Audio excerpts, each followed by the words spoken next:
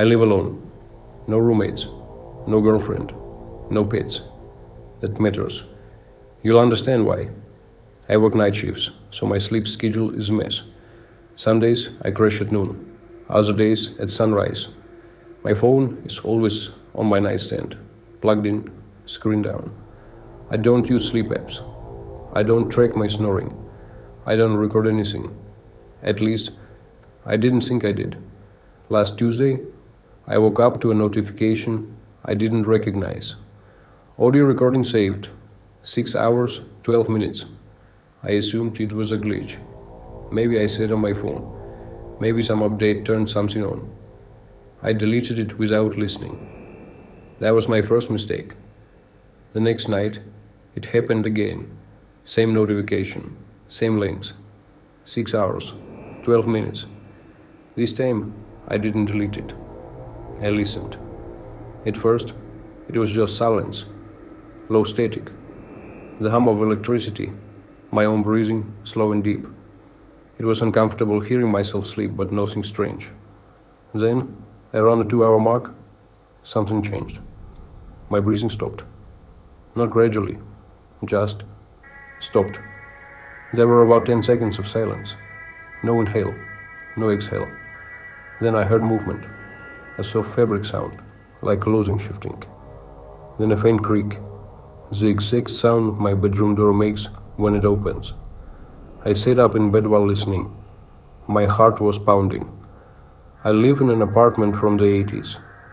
Thin walls, loud floors. If someone came in, I would hear it.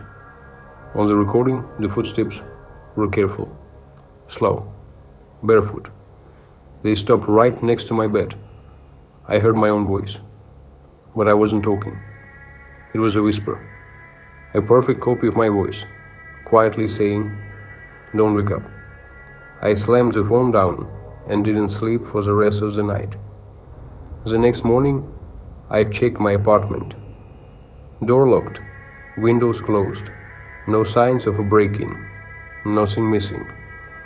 I almost convinced myself it was sleep paralysis. Some weird audio hallucination. Brains do messed up things when tired. That night, I set up a camera. Used a cheap motion camera pointed at my bed. I locked my door, pushed a chair under the handle, and went to sleep with the lights on. I woke up at 7:12 a.m. The camera had recorded nothing. No motion alerts, no clips. But my phone had another audio file. 6 hours, 12 minutes. Hands shaking, I listened again. This time the movement started sooner. The footsteps were clearer, heavier. Then a new sound. Breathing. Not mine. Someone was standing close enough to the phone that I could hear air passing through their nose. Slow. Curious. Like they were studying me. Then my voice spoke again.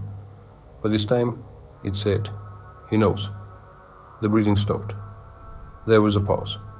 Then a different voice answered. Not human. It sounded like someone trying to talk through wet fabric. Every word dragged, distorted. Then we have less time. I didn't go back to my apartment after that. I stayed at a motel and called the police. They searched my place top to bottom. No forced entry, no fingerprints, no devices.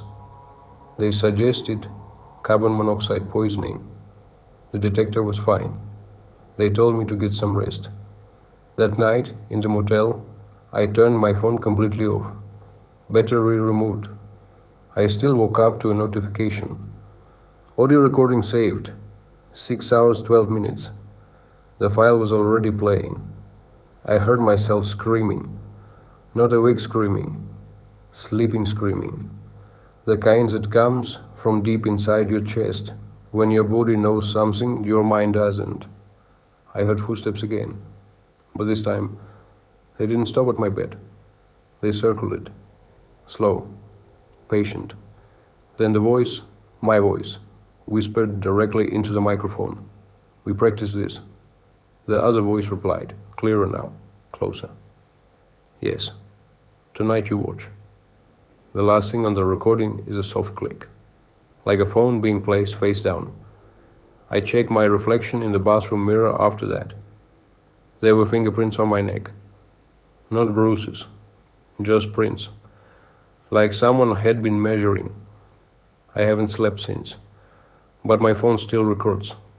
Every night. 6 hours. 12 minutes. And the most terrifying part?